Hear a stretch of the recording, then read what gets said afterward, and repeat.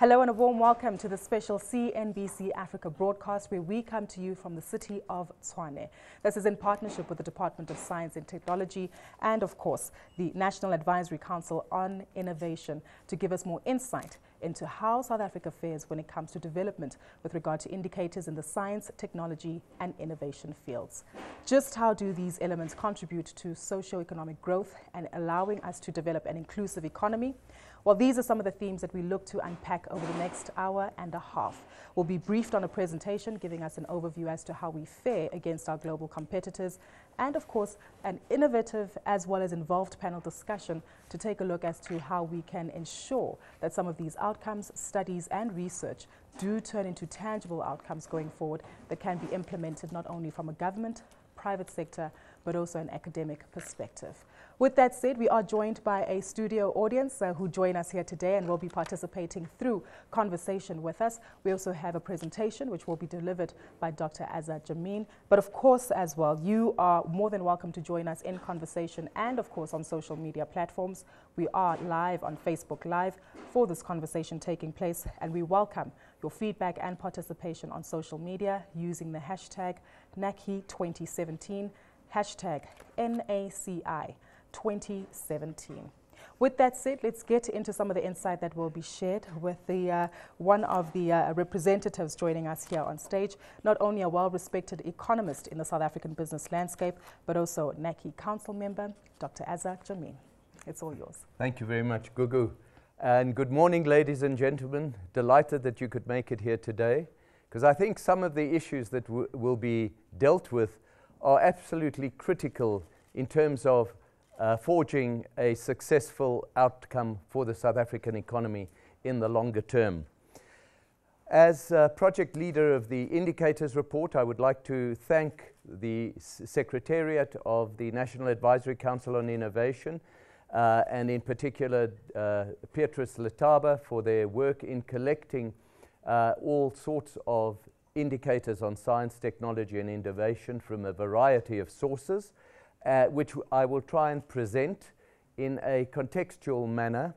And in that sense, what I'd like to just give you is a brief global context and local context in which these indicators should be seen. And then I will spend the heart of the presentation in going through just a handful of the indicators of this report. I believe it's got a wealth of information that people can tap into. And one of the points I also try and make about this, it's an annual event, we release these on an annual basis, is the fact that every report we've tried to add something new, but in the context of not wanting it to be too long, have had to leave out some other bits of information that in previous reports I believe have been extremely useful. And in many ways, one needs to see each of these annual indicators reports in a sequence and rely on linking the one to the other. At the end of the presentation, the last bit of the presentation, I'm going to deal with the concept of the development by NACI of innovation scorecard to try and track what is happening in the innovation landscape in South Africa in a very short and concise and aggregated manner. From a context point of view, there can be no doubt that the world is in more of a transition and at a faster pace than ever before. Personally, I find it absolutely mind-boggling and at times extremely frustrating because I struggle to keep pace with what's going on. But quite clearly, it is a world in which innovation, science and technology field is becoming ever more important if you don't want to be left behind. You've got overall megatrends in the world and massive challenges in all sorts of social, demographic, geographic and environmental areas, and you have a situation where innovation is increasing at an exponential rate around the world, and we as South Africa don't want to be left behind. We're talking about a country where unemployment is at an unacceptably high level. Climate change is a very big element of the world of today. We're seeing huge migration from countries where people are seeking to try and aspire to a better life by moving to a new country. Wars breaking out and the threat of wars all the time. I don't need to remind you of the standoff currently between the United States and North Korea and the nervousness that this is creating in many ways. Urbanization at an unprecedented rate, and the growing importance of megacities around the world. It's absolutely mind-boggling. Link that to the extraordinary growth in the world's population, where I simply think back to my childhood and realize that there are almost 4 times as many people in the world now as there were when I grew up. And then you're talking about growing inequality in line with the high unemployment rate. Challenges that we're trying to cope with is, and what we aspire to, is having no poverty, having no people hungry, people being healthy and of well-being. And critical in the world of innovation is the need to improve education in order to give you the mindset with which to innovate. It's not obviously the only requirement for innovation, but it is an absolutely vital one. New issues that have cropped up, well, they're not entirely new, but the momentum of these issues that has gathered in recent years to ensure gender equality. We need clean water and sanitation, affordable and clean energy, decent work and economic growth, which can be linked to developing infrastructure and innovation. And that in turn, if people can have jobs, that in turn enables them to aspire to have an income that enables inequality to be reduced. With urbanization, we have to start thinking about innovating to enable sustainable cities and communities. And from an environmental point of view, we've got to try and ensure that what we produce and consume does not pollute the environment unduly. We also have to think of the ocean and the fact that more than 2/3 of the world is ocean, and there is life under that can be a source of enormous benefits for the world.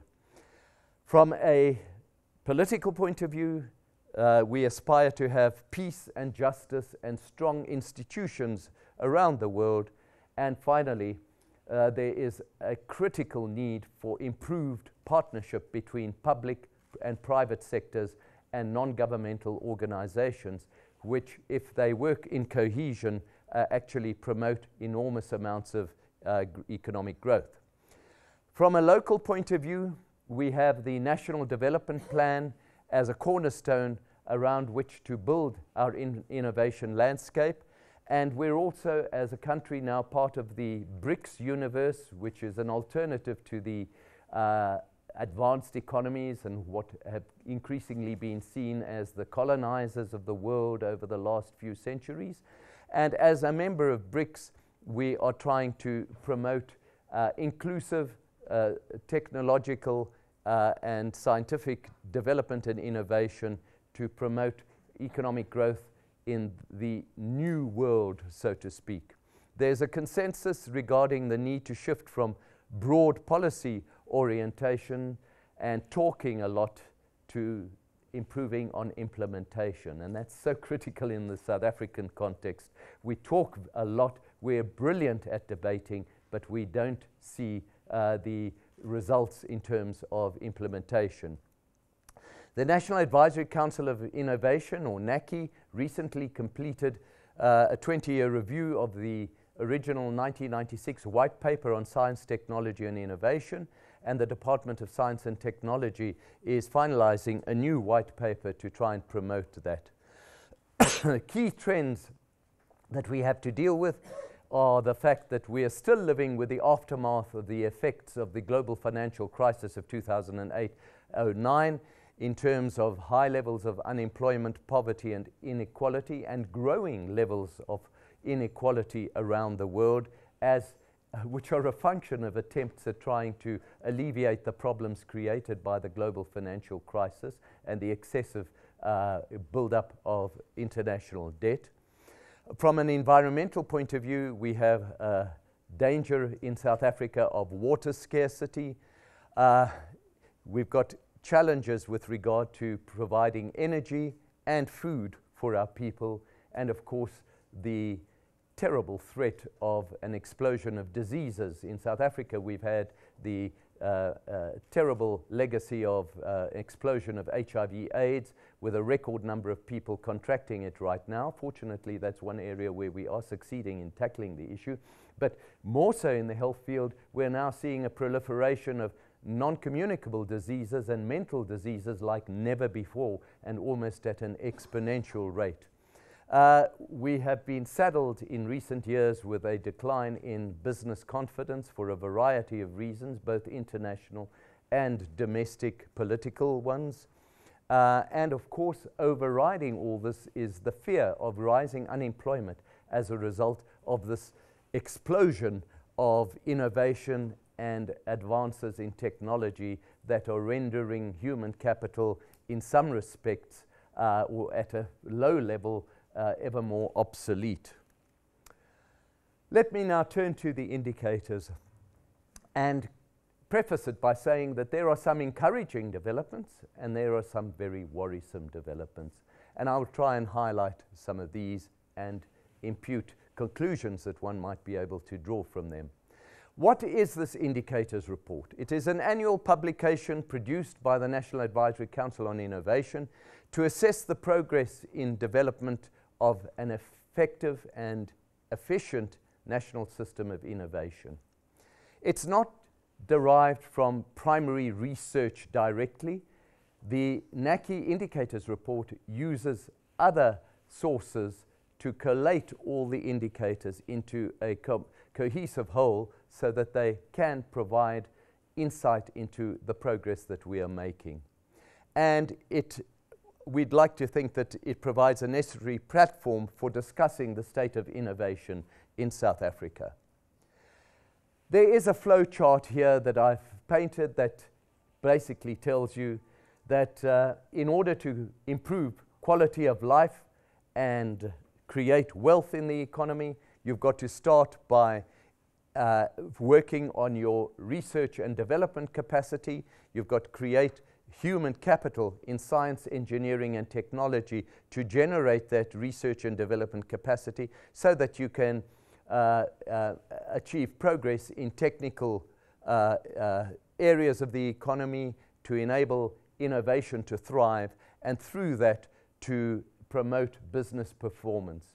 You do need to have the input of imported know-how in order to succeed, but at the same time, you need to succeed in order to become less reliant on imported know-how, in order not to have to keep spending a fortune of money on importing goods, services, and technical capacity.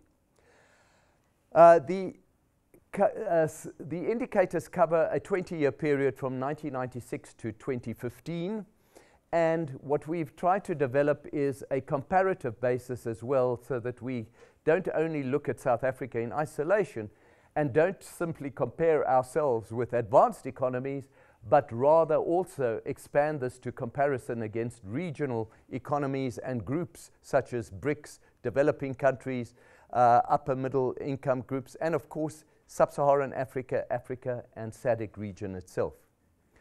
There have, in the latest publication, we have introduced new indicators such as the trends in maths and science study and trends in capitalized R&D expenditure, information, communications, technology indicators, factor productivity, and even we've looked at trends in JSE market capitalization linked to innovation. What are the key highlights? On the negative side is that, unfortunately, the throughput of progress in science, engineering, and technology remains relatively low. There have been some marginal improvements. We've seen a slight increase in the proportion, but very, very small. On the positive side, though, the number of scientific publications that South Africa is producing has trebled in the past 20 years, quite an astonishing achievement. And that is fortunately one of the factors that is keeping South Africa at the forefront and to be seen as one of the leading emerging markets in the world. But we unfortunately cannot rely on that to continue unless we build the human capacity pipeline in the process. And also where we see enormous progress is that the country has one of the highest penetration ratios in basically internet usage and cellular usage amongst emerging markets. On an encouraging basis, multinational corporations are increasingly playing a significant role in technological innovation in South Africa. You can see that the share of South African non-residents patents is rising relative to residents' patents. But on the negative side, there has been, and this is what is worrisome, can this trend continue if we have an ongoing collapse in foreign direct investment of the kind that we have seen in the past couple of years due to a growing lack of confidence in the future political and economic structure of the country. And the problem that we have is we are becoming ever more reliant on being able to produce goods ourselves, and that in turn means that we are making and producing less and less, or our ability to produce technological goods and export these is being eroded, making us ever more dependent upon imported technology. We have a constrained human capital pipeline. Low scores at no-fee schools, low maths and science performance, poor early childhood development. That in turn feeds through into an abysmal performance in terms of maths and science achievements. The study shows that the proportion of people who begin school and get at least 50% for maths in matric is less than 20%. And if you move to a level of 60%, you're talking about less than 10% of students who begin school end up getting at least 60% for maths and science in matric. And if you think about if you're an employer, do you really want to employ anyone who has achieved less than 60% in maths and science in matric? And that, of course, means that so many of the country's youth are unemployed, unemployable, and unable to achieve and aspire to an income that can help in reducing inequality. On the higher education level, there has been some success in terms of the increasing output of postgraduate numbers in science, engineering, and technology. And also encouragingly, we are seeing an increasing number of previously disadvantaged individuals achieving higher education qualifications in those fields. But is it enough? Let me turn to this one new statistic that we've incorporated in terms of the international benchmarking of trends in maths and science study. And you can see how poorly we feature in terms of our ranking, in terms of our benchmark in advanced mathematics and science, where 1% of our students actually get to that level. The majority have achieved below 400. I know that the government has derived some satisfaction from the fact that there's been a little bit of an improvement in recent times in the intermediate levels of achievement in maths and science, but it is still a massive goal that needs to be achieved in order for us to progress in developing our technological prowess in this country. What we also see is that non-fee paying schools are the worst performers in trends in maths and science, and of course independent schools are the best performers. I happen to be on the board of governors of St. Mary's Waverley, and we had a meeting this week at which I saw the tremendous benefits that accrue in terms of our interface with in our community projects as a private school with the Alexandra High School, where we have managed to lift pass rates from under 20% to over 90% simply because of improved tuition of the students. People are not fundamentally stupid and incapable, but they need guidance and assistance in order to achieve in that regard. From a research and development point of view, the disturbing feature that one detects at the moment is the decline in R&D by the business sector and countervailing improvement in R&D by higher education. But the one challenge that we've got is the two don't mix enough and interact enough in order to transfer the skills outcomes from one to the other. And that translates in many ways to a decline in the technological prowess in areas where we need to be progressing, such as in manufacturing, where the R&D intensity has declined quite considerably. There are areas of success, however.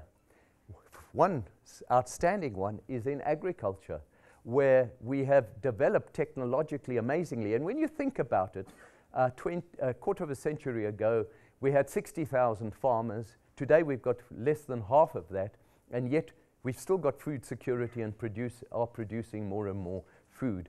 And that's a sign of the way in which we have improved our technological intensity in agriculture. And also in the services arena, we are doing relatively well.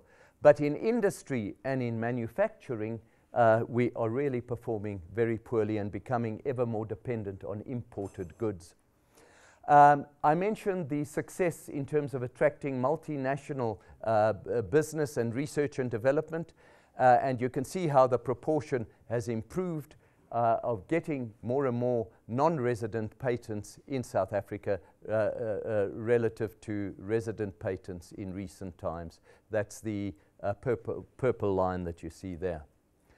But can this continue if we see an ongoing collapse in foreign direct investment of the kind that we have seen? And this last week there was a study by Rand Merchant Bank which identified that South Africa has now dropped from being top position in the most attractive destination of foreign investment in Africa to second place behind Egypt, for example. And many of the comparisons against our peer regions show this extraordinary decline. 2015 specifically was a horrible year, but you know, 1 year can be a drop in the ocean. One needs to look at a broader a number of years combined, but even then we see quite a sharp decline in the incidence of foreign direct investment, and that is very disturbing. In terms of the mix of our dependence on imports from abroad, it hasn't changed very much over the last 20 years, and that in itself can be a source of concern. One would have thought that we would have become more technologically intensive. Yet, there is an enormous potential when you reflect on the fact that South Africa has one of the highest mobile cellular penetration ratios in the world, and the same applies to our internet penetration. Would that we could use that prowess and that alacrity to use all these gadgets to develop our educational expertise. I attended the SASA conference this last week, and there was an excellent presentation by Dr. Nicholas Spall, where he basically said that the traditional forms of education, you don't need to have schooling the way we've always had it, that you can actually pick up education through technological means very easily, and that what schools need to be concentrating more in the future is on development of social and community skills, community involvement skills, rather than on the traditional way of schooling, because they can pick that up through their computer and at home.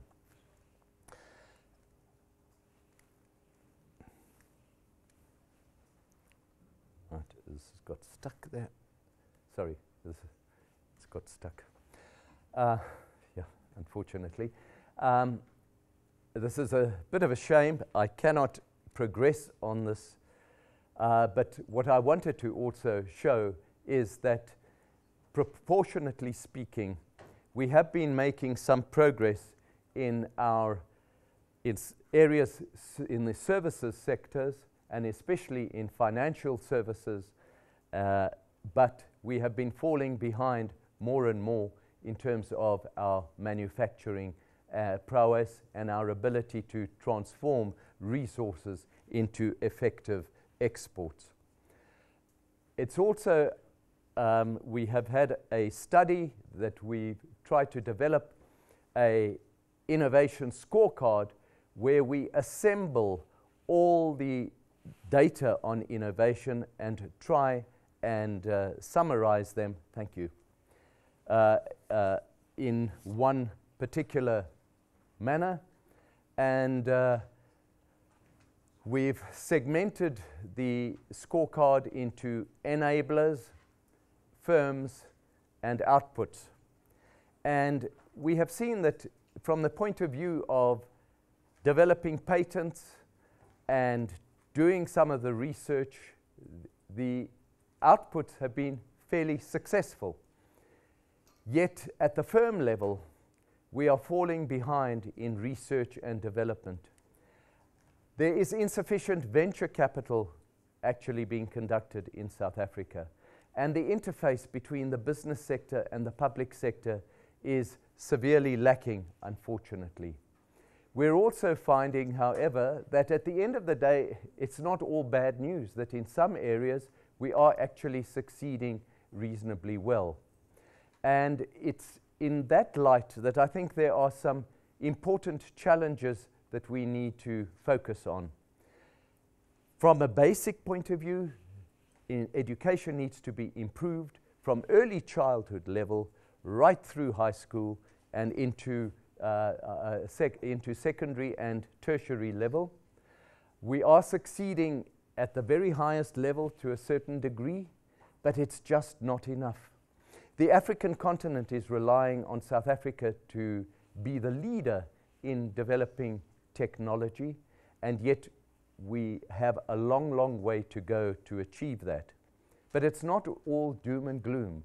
There are some enormous opportunities, and I would like to highlight the most important such opportunity being the conversion of our alacrity in the usage of mobile phones and internet to actually promote education and upliftment of the mass of people in the country. Thank you very much.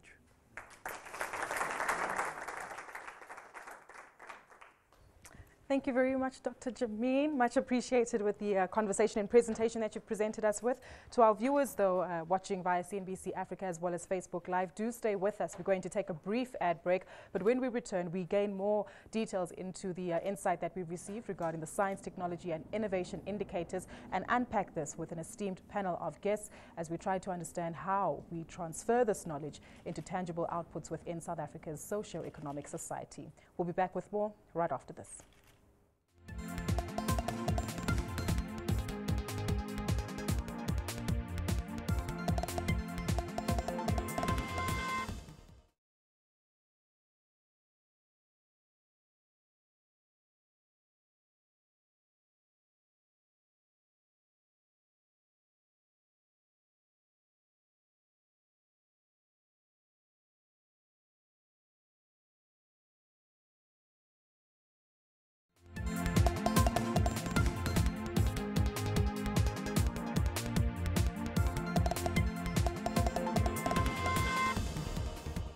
Welcome back to the special CNBC Africa broadcast in partnership with the Department of Science and Technology, as well as the National Advisory Council on Innovation, where we're taking a look at the latest STI, Science, Technology and Innovation Statistics and Index, indicators which give us an overview as to how South Africa is faring with regard to using innovation and technology to help bolster economic growth, cultivate an environment for inclusive economic growth, and of course ensuring that we also manage to defeat challenges such as the high level of unemployment we have in South Africa.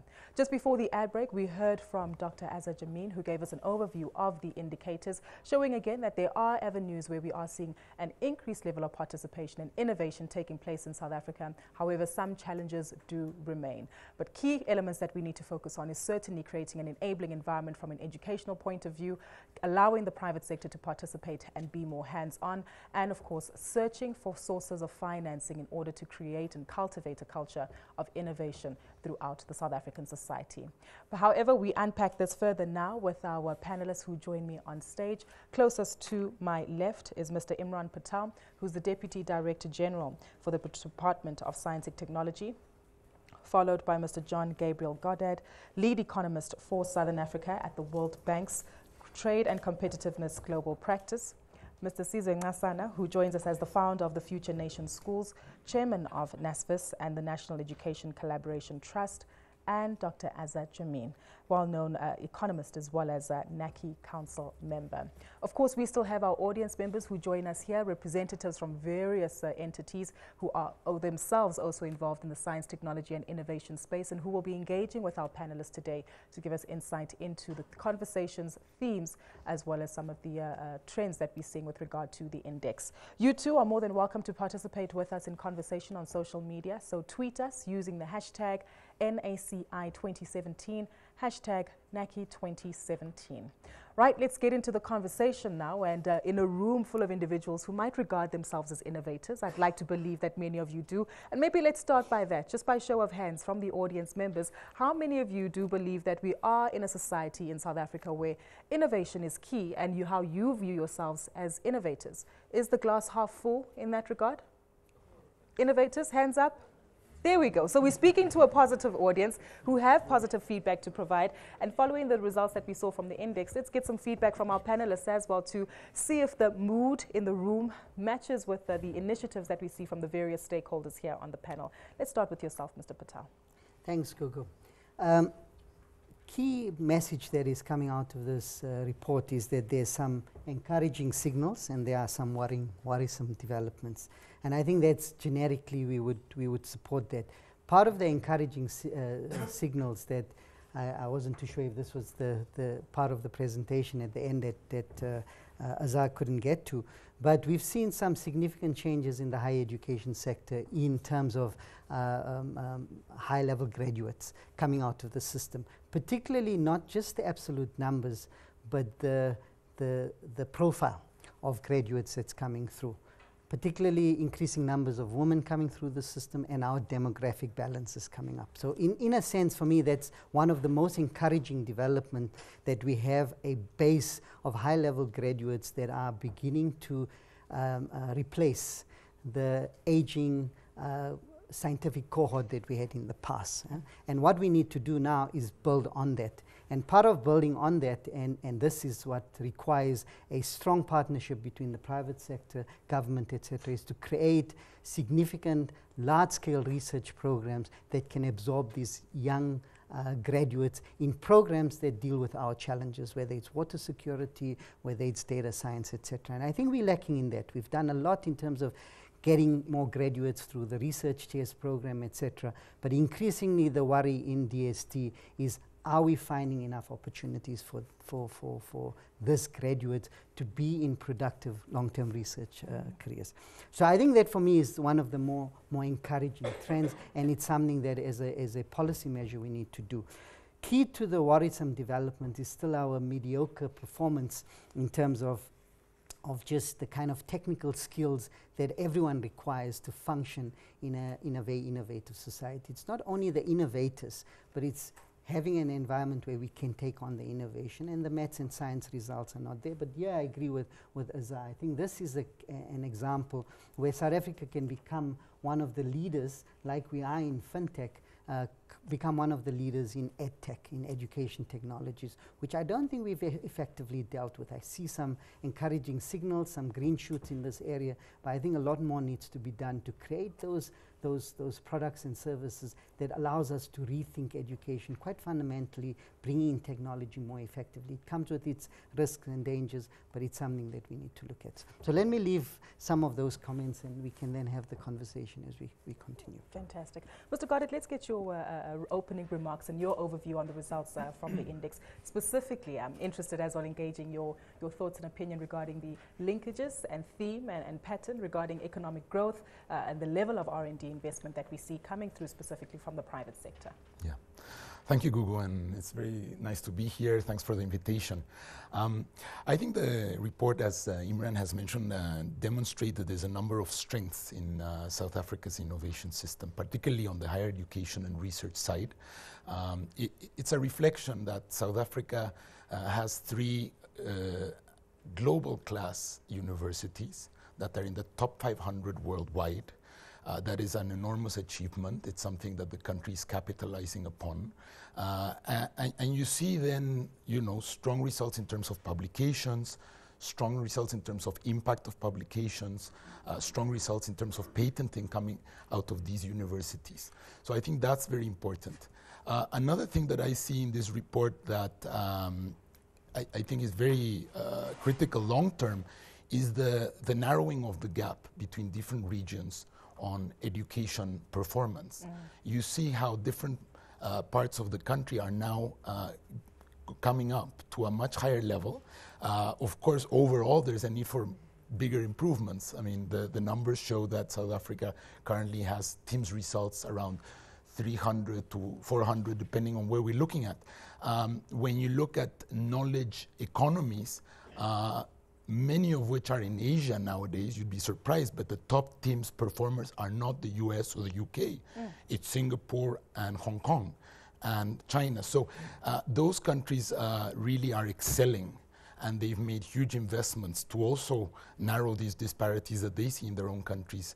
Now, coming to the maybe less positive side, and this question of translating innovation into growth opportunities and job creation. We recently finished a report and we looked at that in depth, and what we see is that productivity growth, which is one of the measures that we can use to look at how efficiently companies are translating resources into production, into outputs, has actually seen some negative trends in the last 8 or 9 years. Since the global economic downturn, actually, productivity has been a drag on growth, and up to 0.7% annually has been shaved off economic growth in South Africa because of declining productivity. Now, it's not all innovation, but a big part is innovation. So, and what you see in the numbers that were published today is that private R&D has declined around 40% in that same period. Yeah. So I think these things go hand in hand, and it would be very interesting to go deeper into this question in this debate. A tough balance, yes, certainly for the South African economy to guide, given that we're trying to diversify economy, certain sectors finding themselves under pressure, and of course the new focus being innovation as well and trying to cultivate that. Mr. Nxasana, let's come to you to get your opening remarks, and I'm keen and intrigued as well to hear your perspective regarding education, which also came through quite strongly in the index. Maths and science has a key focus. Some geographical locations like the province of Limpopo seeing a slight increase, and of course how that ties into how we need to think differently about educating up and coming youth regarding innovation. Clearly, one, I must just congratulate Naki for producing and presenting the report. There are very important indicators that come out of the report, and you've mentioned some of them, and some of the speakers have mentioned some of them. Clearly, there is a big need for South Africa to continue to focus on education. If you look at, for instance, the trends in international studies in mathematics and science, there are green shoots. We're showing some improvements in that area. However, we can see the correlation in the report about poverty and where the schools that are, for instance, no fee paying schools versus those that are fee paying or independent schools are, because there's a large gap with the no fee paying schools, which obviously cater for the poorest of the poor, lagging behind in terms of the standards that they achieve, especially when it comes to the international benchmarks. So there is a need for the country to address these constraints that we have around poverty particularly, because you can see how it comes through. And the second issue is clearly there is a need to focus a lot more on early childhood development, because in the team study, which is in the report, in the NACI report, you can see the correlation between those children at a very young age who've been to a proper preschool and how their achievement in grade 3, in grade 5, in grade 9 looks like versus those children that have not been to a proper preschool. The gaps are really large, which means we've got to really address that issue in the country and take a long-term view. The third issue, which I really just want to touch on, is the higher education system. Yes, we see improvements in terms of the demographics, especially with African people and increase of women. There's still a lag in terms of women, clearly, especially in the science areas, which has to be continuously addressed. Secondly, I think it is important, whilst a lot of universities or higher education institutions, because we have some of the colleges as well that are playing a very important role in this innovation space. There is a need for a total ecosystem to be developed for the country, because often you find that you have government, you have higher education institutions, and then you have the private sector, and often these three key stakeholders work in silos. So there's a need for a lot more better collaboration between them, so that as South Africa, we take a common view, we have a common approach in terms of how we're going to increase and drive innovation in the country. And obviously we play a very important role in the region. And there are major issues when it comes to promotion of innovation in the region. There are organizations, you have ORAPI, which is the Organization for Regional Innovation and IP, and you have, which serves mainly the English-speaking countries. And then you have OWAPI, which serves mainly the Francophone countries. There are major issues there. As an organization, as a startup, we started Future Nation Schools this year. We want to be a Pan-African organization.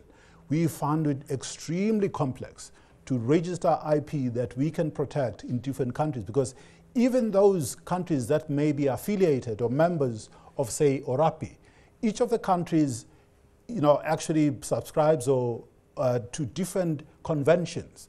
And not each of those countries, we have 18 countries, for instance, that are in ORAPI, and each one of them does not necessarily recognize all the conventions that ORAPI itself recognizes. And then you have Francophone countries. So it makes growth and registration of IP, and us as a continent, because this is a continental issue, it reduces our ability as a continent to drive our innovation and globalize our innovation, because we haven't got our house in order as a continent. So these are some of the things that we've got to sort out. I'd like to stay on that theme of education as well as IP for just a moment, and a broad conversation that we can have with the panelists with regard to education. For many in the room who might still help their children or grandchildren with homework, you might find that there's similar themes, subjects, topics that might have been applicable to you during your time when you were studying. It almost seems as though the pace of education and what we are teaching our youth is not evolving as fastly as how we want them to innovate and create once they enter the workspace. How, from a Future Nation Schools perspective, are you changing the landscape, viewing the curricula very differently, and does it apply as well to some of the themes and conversations that we see coming out from government partnerships as well as business, and the conversation that takes place there as to thinking of innovation and teaching it differently? Yes, we are now part of the fourth industrial revolution, and if you look at the 21st century skills that are required versus the curriculum that we offer, especially, in fact, both in our independent schools as well as in our public schools, there's a lot that we have to address. And at Future Nation Schools, what we've done is to look at the curriculum, identify some of the skills that are required for the 21st century, because we know, for instance, that 65% of the learners or students that are in primary school today are going to be doing jobs that do not exist today. So there are particular skills that we've got to emphasize and develop amongst our young people. As an example, the ability to solve problems, for critical thinking, for innovating. In other words, translating what the children are doing in the classroom to the real world becomes really, really important. The ability to be more resilient, because change And uncertainty is going to be upon us with everything that's going on throughout the world, by the way. So there are a number of skills or areas of skills which have got to be incorporated in the curriculum. And those are some of the things that we're including, for instance, in our curriculum. But the problem is that you find that in the standard curriculum, because we still have to comply with the CAPS curriculum and so on, some of these things are not assessed. So we're busy developing our own assessment tools using international benchmarks in some of these things. So teaching entrepreneurship, teaching technology, coding, robotics, and some of those things from a very young age becomes really important. The arts really have been completely undermined in our basic education system. And yet, when you think about the future, you know, the life sciences are particularly important because you can't just look at science, technology, and engineering without integrating aspects of life sciences, because you know the products and things that we need to innovate about solving the human condition. And if that is the case, we've got to really emphasize. For instance, you know, in our education system, even in our certification system, if you are a teacher of creative arts, you're not recognized by SACE, which is a standard setting body and accreditation body. You've got to go and do some other subject which is recognized. And therefore, we lose this integration of really making sure that we have a curriculum which is integrated. We have a curriculum which promotes solving problems, which promotes critical thinking, but promotes also creation of things. And this applies to universities as well, by the way. Mm-hmm. I like that. Maybe it will change the stereotypes we have around Bachelor of Arts graduates in South Africa and changing the dynamics there. Dr. Jammine, you want to add it, Mr. Patel? Well, the one thing that Mr. Nxasana is hinting at is you need extraordinarily capable teachers to actually promote this creativity within the students. And that is, so, you know, that is another huge challenge. How do we actually promote a cohort of teachers that can inculcate this innovative ability and creativity amongst the students? Yeah, the comment I want to add on to that is that I've been witnessing a bit of a change discourse around education, because it was very much seen as the kind of education system, poor throughputs, etc. I think there's a lot more participation, a lot more involvement of the private sector to deal with this in a collective way. And just some examples that I found quite useful. I was recently at Wits University around, we were having a general discussion over lunch, and part of the challenge that they identified is that there's a number of dropouts that have passed second year, etc., and they basically fall into a gap. And there's ways of using technology and others to kind of assist when people haven't even completed their degree to find alternatives. And I don't think we've been creative enough, particularly around the data on the system. And we kind of talk about the lost generation in large terms, but there's much more that can be done by understanding more specifically individual profiles, etc. I mean, as an example, there's a Harambee initiative, which is very useful because it's the same. It's using statistical and other tools to evaluate ability as opposed to what you know, and then providing support in a very active way to take people from what it is. So unless we deal with this as a collective interest, not just at the higher level, but the kind of ecosystem approach, technical training, people who have graduated out, we're not necessarily going to be dealing with this. And I think this is where there's huge opportunities for innovation. As the DST, we need to be focusing on high-level skills because that's one part of an ecosystem, but you need a lot more in the ecosystem that allows us to move away from the kind of high levels of unemployment. One final point, though, that I think we would need to think about as South Africa. Globally, all education systems, I think, are under stress, even the ones which we have looked to, like Finland as an example. People are saying, we're not too sure if the old method of training makes sense. Does it make sense to concentrate training for 12 years and then the rest of it, there is no kind of public incentives to give people? So Singapore, for example, are kind of experimenting with giving people a certain number of credits throughout their lives, so that they can easier enter adult education, etc. And I think we're going to have to think about this. Education remains, I think, our primary challenge, but in order to deal with that challenge, we need lots of innovation thinking, lots of policy intervention, and most importantly, we need to be working together as government, as the private sector, as the NGO sector. I think there's a lot of initiatives, but we're not necessarily pulling together in the same direction. And given the fact that a lot of individuals are living longer and changing their careers more often, that's clearly a tool that we need to unpack and understand as well, the constant education, constant reskilling of one's abilities. Mr. Goddard, you wanted to add? Thank you, Google. No, I mean, on this point, you're absolutely right. I mean, technology is changing much faster. Industry demand for skills is changing, and keeping up is a challenge for every country. And you see this very clearly in the debates happening today, whether it's in the United States, around the question of manufacturing jobs moving to other countries, or here in South Africa. One of the things that we did when we were looking at this is to try and see what type of skills may be available in the labor market, and what type of skills are employers particularly looking for and can't find. Because one of the paradox is that there is high and increasing unemployment, by latest measures around 27.7% of the population unemployed, but it would be higher if you take into account the number of people who have stopped looking for jobs. And at the same time, you have a number of skills in high demand, and employers are not able to fill certain vacancies. When we looked at this together with LinkedIn, which is, as you know, a professional network, and we use their data, we see that 9 out of the 10 skills where employers are finding it difficult to fill positions are IT-related skills. This is really real-time information about what is happening in the labor market today. And people respond to this. We see people moving very actively from city to city, depending on the opportunities there. So people are responding to this, and I think government is responding too, and we know about some major programs looking at the fourth industrial revolution. We also know about programs, for example, here in Gauteng, just down the road in the Innovation Hub, where MLab, one of the initiatives to help with digital entrepreneurship, is developing academies in townships, which address this question of digital skills for low-income households. I think these are very important initiatives. Digital and technology certainly come through as quite a strong theme, and whenever we hear of AI or artificial intelligence, I think many people have the image of a man versus a machine in their mind, and some concerns that their jobs might be under threat.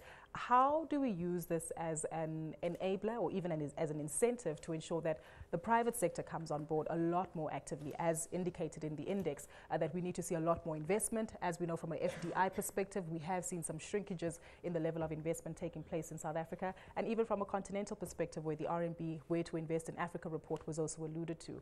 From a government perspective, I understand that there are some tax incentives, but from a private sector perspective, where they're also looking to get a return on their investment regarding the research and development that they undertake, how do we ensure that we enhance their level of participation to drive that going forward?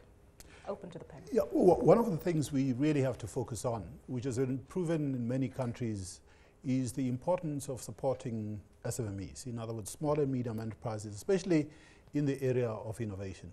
And the number of things, I guess, especially in South Africa, that we've got to fix, especially when it still comes to the barriers of entry and support of small and medium enterprises. Yes, we have tax legislation and incentives, for instance, that is available, but you find that, for instance, finance is still a big issue, especially when it comes to small and medium enterprises. And the role, for instance, that the development financial institution is playing or should be playing in supporting SMEs is not at the level where it should be. And some part might of this argue and say, but they should be looking at larger infrastructure projects. Is there a role for them to play? Is there? Well, there's a massive role for the SMEs to play, throughout the economy. And because we know in South Africa particularly, we still have the situation where we have big government, big business, and big labor. And sometimes all of these three coalesce against the SMEs. It really becomes really difficult. Yes, you can have some pieces of legislation that try and make it easy for SMEs to operate, but very often it's really, really difficult when you're small, because just the issue of finance and the issue of support, the issue of ecosystems that you've got to create for small and medium enterprises can address a lot of the issues around innovation, around unemployment, around growing our economy and so on. We've talked about this for the last 23 years. I'm not sure I don't think we've done enough in terms of supporting SMEs in the country, especially in the area of innovation, because even when you look at the statistics that NACI has put together, I can assure you that those statistics underrepresent the investment by SMEs in R&D as an example. Sure. So we've got to really focus on that and create some ecosystem which makes it easy for small and medium enterprises to report, to be engaged, to be supported and so on, because their way we can grow our economy. So those are just some of the things that we've got to do. Just on SMMEs and business, I think we need to begin to disaggregate. I think we talk about these as large groupings, and sometimes that's not necessarily helpful. For example, in the SMME sector, there's a commitment around small-scale agriculture. So I was very keen to look at the figure where we showed that there was a massive improvement in agriculture. But is that happening in the large producers, or is there adequate support to small-scale farmers, as an example? One of the projects that we have with the private sector, which balances out the R&D tax incentive, because that's a support to industries, active partnerships with the private sector. And we do this through industry associations. We've been working with the forestry sector, with the citrus sector, etc. And part of the project here is to look at both, because I think in South Africa we also have to be careful of thinking about the small and medium enterprises as opposed to large industries. The structure of our economy is that we need to get some of our large industry players to be competitive, to continue to be productive. I think there were some very useful statistics that the World Bank presented, where our high-tech sector has remained a sector where we haven't necessarily lost jobs, and exports are fine. So we need to support that, but at the same time we need to be looking at new entrants. And this requires us to have a multiplicity of programs and initiatives. And on SMMEs, I think we have not necessarily developed sufficient innovation programs specifically targeted at the wide range of SMMEs. We have programs, for example, around SMMEs in the high-tech sector, MEM labs, etc.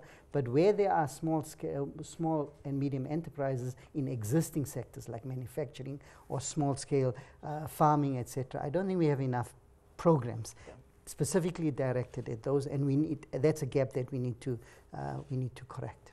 Dr. Jammine, you wanted to add? I totally concur with the sentiments being expressed here. At the heart of the problem, we talk about structural weaknesses in the economy that are not allowing the economic growth rate to increase. And a lot of this has to do with the concentration of power in the golden triangle, which Misson Nxasana referred to. And it's aggravated by the lack of trust between the members of that golden triangle. Yes, they coalesce and cooperate in certain areas, but at the end of the day, they also work in silos terribly. And I think that business itself, big business, has an enormous role to play in terms of trying to engage far more with the public sector and with NGOs, and not to rely on the public education system to produce the talents and the skills that are required for them to then use. And that is why they end up not being able to find the necessary skills, because they are not engaging sufficiently with the public institutions in order to generate that. True. Mr. Goddard, very briefly before we head to an ad break. Yeah, thanks. Well, look, we looked at the question of the rate of return of research and development and the concentration of research and development by looking at data for around 600,000 companies. And one of the advantages of working in South Africa is the richness of the data that you have available. The rate of return is very high. It's comparable to many advanced economies. There might be some private sector individuals here who like numbers. So when you say rate of return, what kind of digits are we talking here? Well, it depends on the sector, but overall we see that the rate of return may be even higher than in US or France, which have done similar studies. We're talking over in excess of 100%. We make some ranges. Now, at the same time, the amount of investment is lower here. So this is something to look at. The second thing that we look at is the question on the SME front. There is a lower share of young firms in South Africa's enterprise sector than in many other emerging countries. And so I think this points to some barriers to entry and also barriers to growth, because it's not just a question of having a lot of companies, but you want them ideally to become high growth companies that generate a lot of jobs. And so I think one has to look at both sides, both the entry and the number of entrepreneurs starting a company, but then how many of them succeed in growing to become medium and large firms over time. Exactly. Some key insights are being shared here. We are going to take a brief ad break, but after the break, when we return, we try to unpack some of the tangible outcomes that we need to use in order to measure what successful innovation actually is within South Africa's context. We'll also get some questions from our audience members and, of course, continue engaging on social media. We'll be back with more right after this break.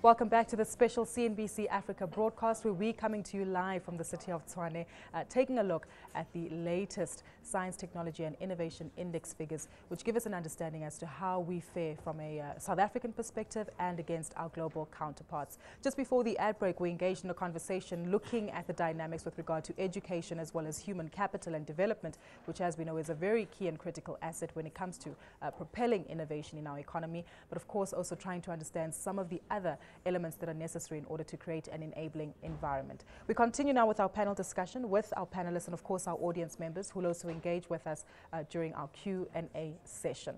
Now, just before the ad break, I alluded to the fact that how do we actually take what we find from the index and measure this to actually understand whether or not South Africa is becoming an increasingly innovative society? Is it the number of patents that are actually registered? Looking at latest stats and figures from WIPO, if I'm not mistaken, the African continent only actually contributes at least 0.5% of global patents, which is a disappointing number.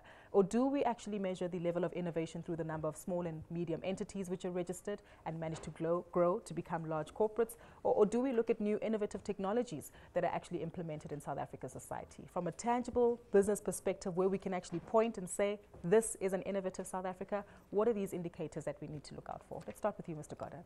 Thank you, Google.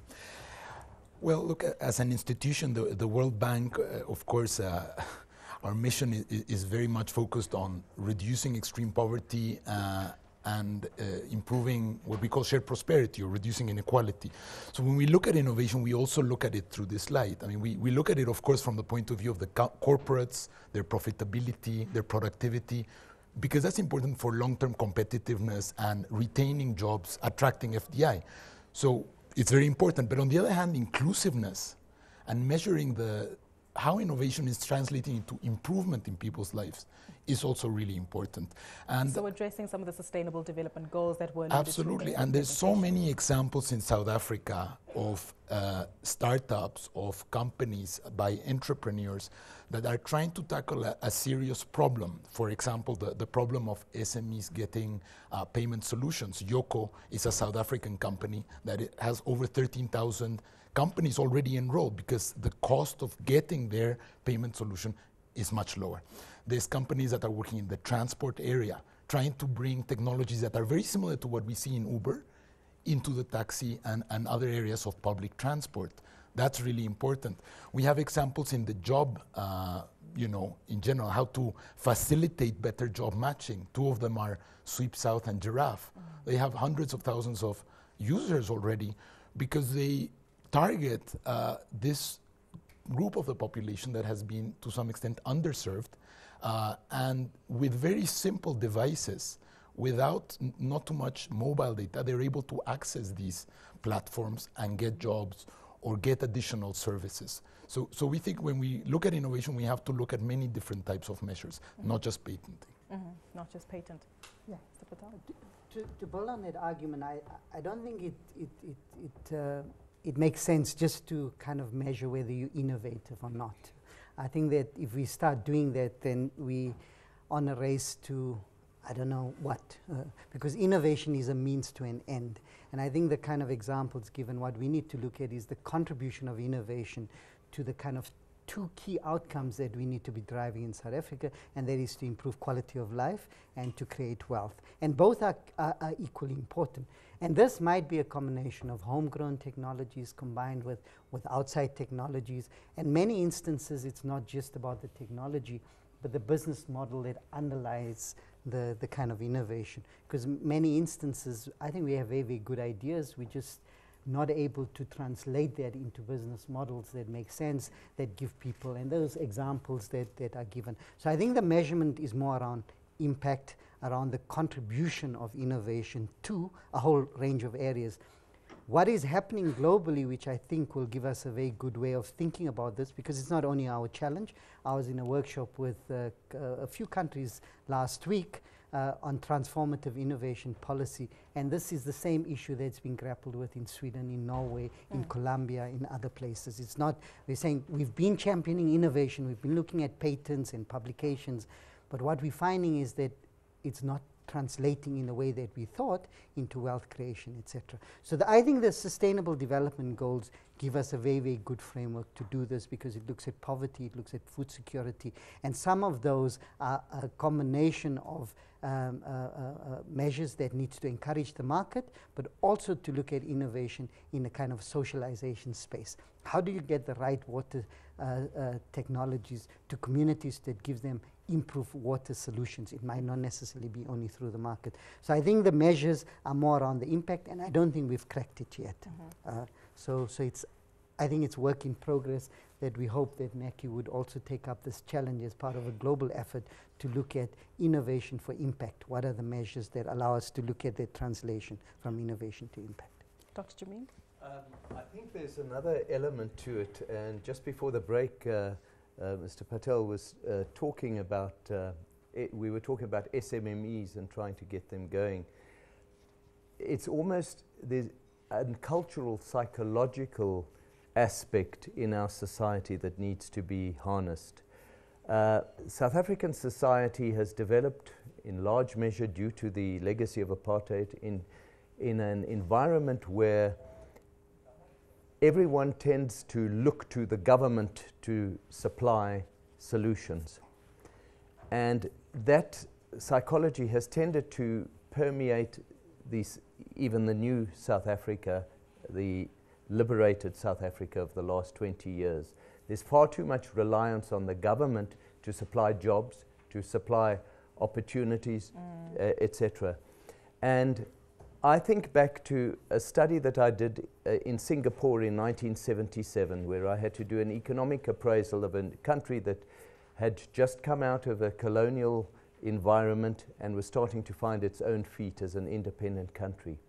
And what struck me was the passionate way in which the leadership under Lee Kuan Yew kept pushing through the media, through their own initiatives, the idea that the path to success and upliftment and income creation is to think about creating your own business and to innovate. And they pushed this and pushed this and pushed this. And simultaneously, in line with that, they also pushed education and skills development. And I was taken from one institute to another to show how they were developing skills in order to be applicable in the society that was, but simultaneously, everyone you spoke to is, how can I do business with you? Ah, you're from South Africa. Oh, what opportunities are there? Let's talk, etc. And it's that passion, and we now see what's happened in Singapore. Exactly. That refreshing element regarding camaraderie as well as teamwork and wanting to work together, rather than what was alluded to earlier, working in silos and no clear communication between some of the major players. I do want us to get some questions from the audience members. Many of you work within organizations and probably lead up and head up teams that have to deal with innovation, and probably need to look to you to understand how you implement some innovative strategies within your organization. We'll take 3 questions from the floor. If there are any, please, I see your hand, sir, your hand, ma'am, and the hand at the back. Your hand's been noted, ma'am. We'll start with those 3 questions first, get a response from our panelists, and then make our way to the side of the room. Thank you, Azar. My name is Shadrach Mwepudi. I'm with the Agriculture Research Council. Thanks for that STI report, which I think is very insightful, and it's giving us some food for thought.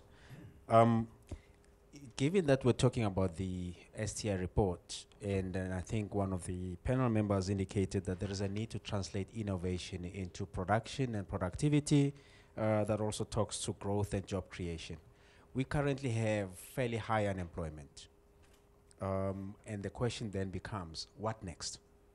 What are the kinds of interventions that are now required to use this kind of information to then bring the changes that are required within the next 5 to 10 years? The other question I have is the reference to the discussion around our education system and our performance on our maths and science and so on, and the fact that the curriculum might need to change. Does it now also mean we need to rethink our institutional arrangements? Thank you. Thank you so much for your question, Shadrach. We'll take the second question.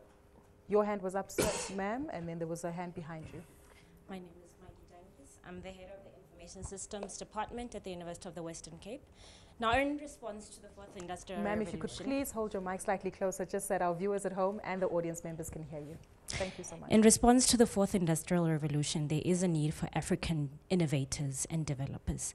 Now, the challenges that we find is we have students who are innovators who can contribute to the fourth industrial revolution, but we lose them as a result of the social challenges that they face. They don't look forward to being entrepreneurs. They don't go to that environment that will allow them to patent whatever creations that they come up with. How do we have this conversation, not divorcing the challenges that our young entrepreneurs actually face in the South African context? Because if we actually had to aggregate the data, the growth of fintech and the growth of patents, do we actually see a change and a change in patterns of those contributors? Not only using that as a measure of our growth and perspective, but considering moving forward, how do we grow and protect our young entrepreneurs, thinking about the social challenges that they also face? Thank you. Very critical question. Thank you so much, Maki. Please hand the mic to the gentleman behind you. Thank you. My name is Neville Cummins, and I'm an independent person. My question is really, we've heard a number of relationships around innovation is really about implementation or exploitation of knowledge. And I think the one aspect that worries me is we haven't, in any of the discussions so far, really used the word entrepreneurship combined with innovation. And I wonder whether our research community needs a much greater exposure to the idea of exploiting knowledge and actually defining needs and starting to really link those two.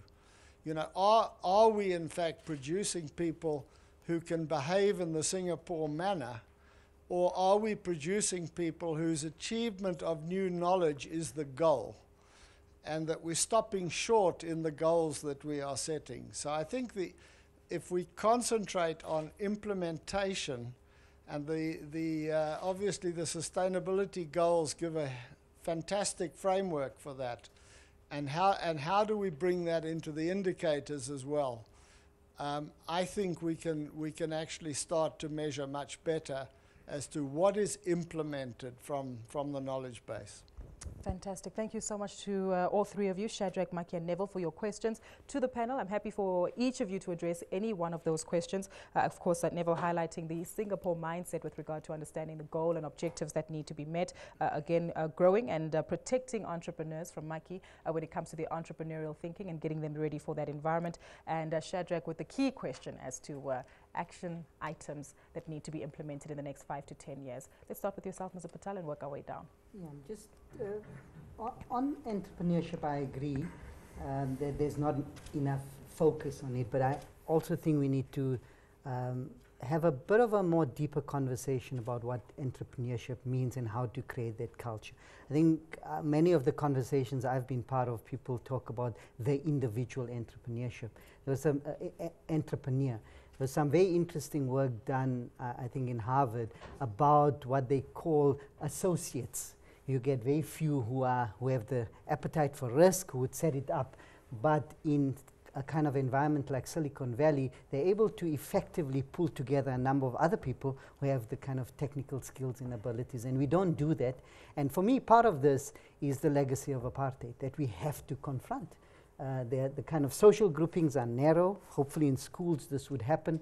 So we're not capturing the talent around different talent pools. People come with different contributions to that process. And so we're not building this ecosystem. We're not breaking down that ecosystem. So I think we need to keep this in mind. How do you also remove the time that it takes for a talented young person to find an entrepreneur who they're willing to associate with to grow into businesses? I see some very, very positive green shoots in this space. Small-scale programs that I'm associated with, but I also know that there's a lot happening in the environment and we need to pull this together. There's a number of programs looking at ideation and how to take people through boot camps, etc. We've just run one with what we call Enviropreneurs. A small program, it's only targeting 100 people, but this can easily grow to 1,000, 10,000 as an example. So what I think we need around this is, I don't think there's a shortage of programs. I just think that there's too many, that what we need to do is identify what is working well, and together with the different players, talk about scaling up those programs. Sure. On the fourth industrial revolution, just one comment on that. I agree. I think that there's not enough opportunities for people to kind of express their new skills. But it's beginning to happen. There's good programs now where we are finding our feet in this space. I think this thing about the fourth industrial revolution, we need to be a bit more, we need to step back a bit and say, where is the kind of particular niche areas that would make us global leaders in this space, and not necessarily try to replicate. And I think that's beginning to happen, particularly around our social challenges. I think that gives us a leg up in terms of finding the solution, for example, around education or making finance available to large numbers of people, etc. Perfect. Anyone else with a response with regard to the themes as well that we heard regarding action items, Mr. Nxasana? Yes, a couple of things. You know, just starting with the issue of the unemployed, especially the young people. You know, very often we think about some of these things as problems, not so much as opportunities. You know, South Africa, like the rest of the continent, has a huge demographic dividend, which we are not even exploiting, of young people that we have in the country, in the continent even, and how we can, you know, mobilize the energy that sits amongst our young people to deal with some of the things that Mr. Patel is talking about. In other words, to solve even the basic human problems that we have, of water, of food, of housing.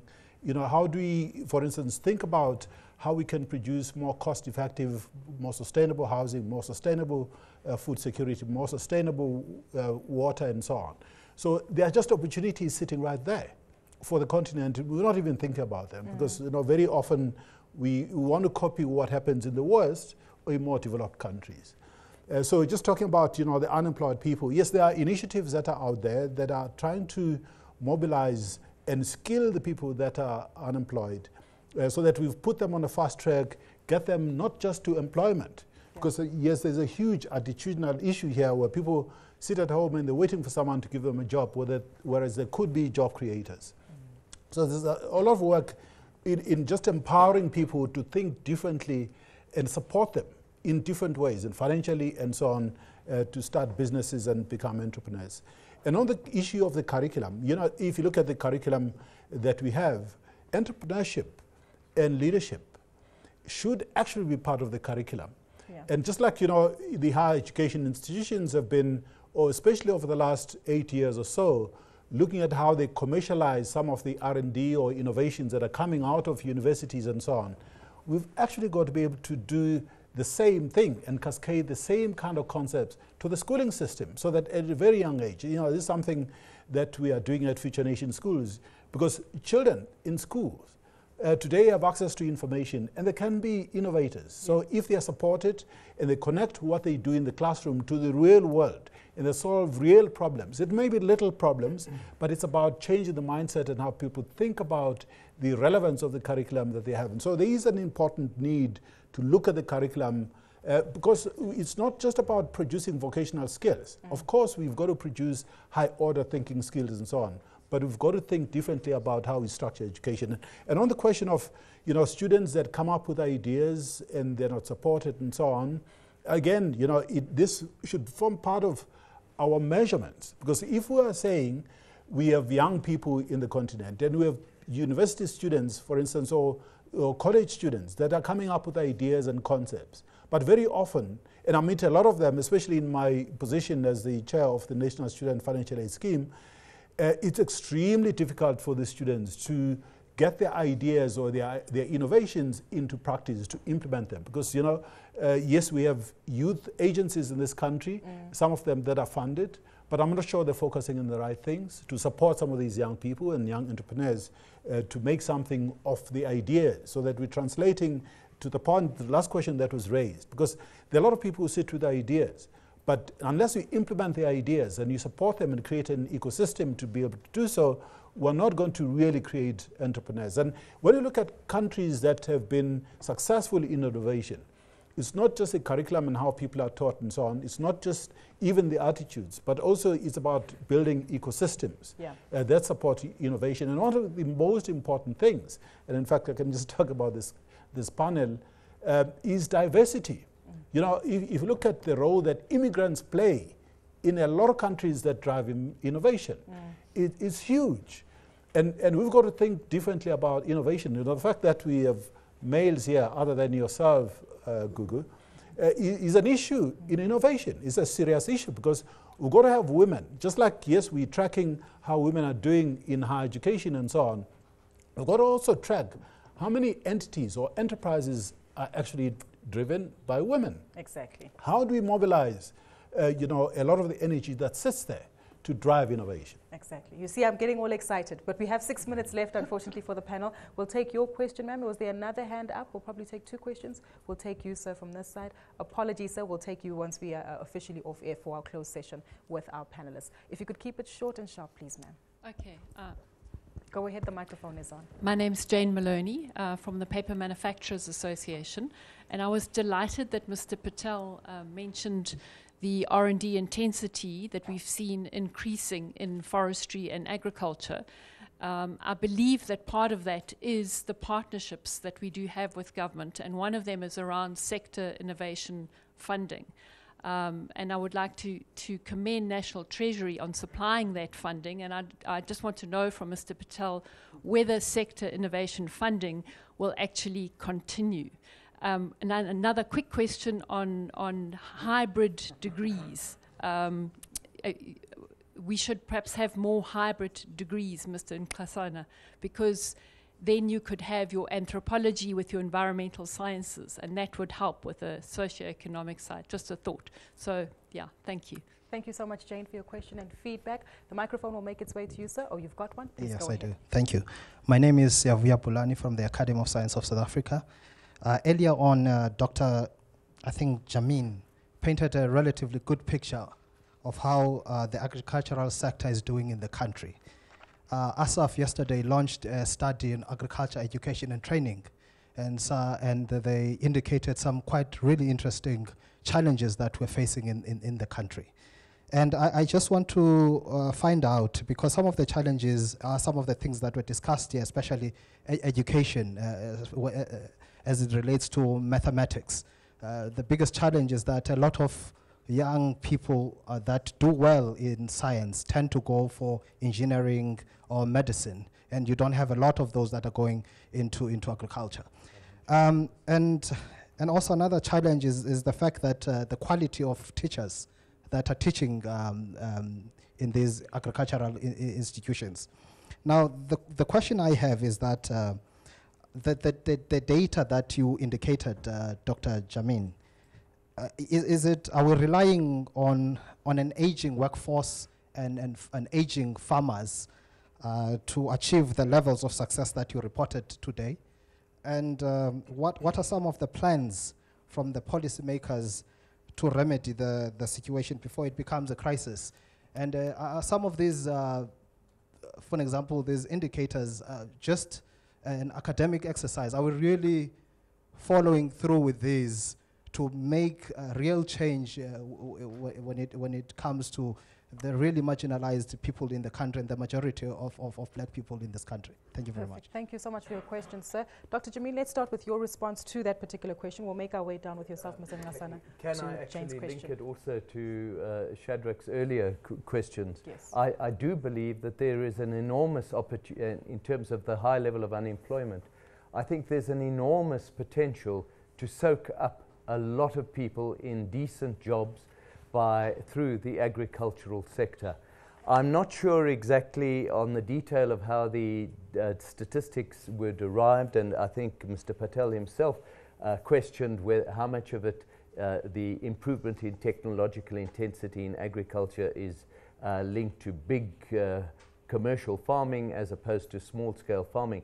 But I think not only in South Africa, but in the rest of Africa, there is an enormous potential to develop that sector as to soak up unemployed youth and to be productive. The world's population is increasing still at a very rapid rate, and food is going to become a priority. And Africa as a whole, with 60% of the uncultivated available arable land in the world, can make huge strides in that regard. I also want to just make a positive intervention with regard to developing institutions and say that the Minister of Science and Technology did actually launch a science, technology and innovation institutional landscape team that I was involved in together with Sullivan O'Carroll to look into the possible need of new institutions in the field. And yes, the conclusion was that we spent 50 years with the same institutional framework for science, technology and innovation, and it desperately needs to change. Dr. Jammine, we'll pause it there for just a moment because on TV terms, time is money, and unfortunately the clock is ticking for our television broadcast, so we'd like to wrap it here with our CNBC Africa viewers. However, those who are in the room will be able to continue to engage with our panelists and receive responses regarding the questions as well as the themes that they raised. But to you at home who has been watching and participating in this conversation, do be sure to interact on social media using the hashtag NACI2017 or our Facebook Live page to continue monitoring the conversation as it goes by. Thank you so much for joining us, and of course a big thank you to my panelists who've joined us here on stage as well. The DDG from the Department of Science and Technology, Mr. Imraan Patel, followed by Mr. John Gabriel Goddard, lead economist for Southern Africa at the World Bank's Trade and Competitiveness Global Practice. Mr. Sizwe Nxasana, who's the founder of the Future Nation Schools and chairman of NSFAS and the National Education Collaboration Trust, and of course Dr. Azar Jammine, well-known economist as well as NACI Council member. That's how we leave it here for our broadcast on CNBC Africa. But if you're lucky enough to have your data connectivity and be innovative enough to look at other strategies to connect with us, do that and continue to engage with us in the second half of our Q&A.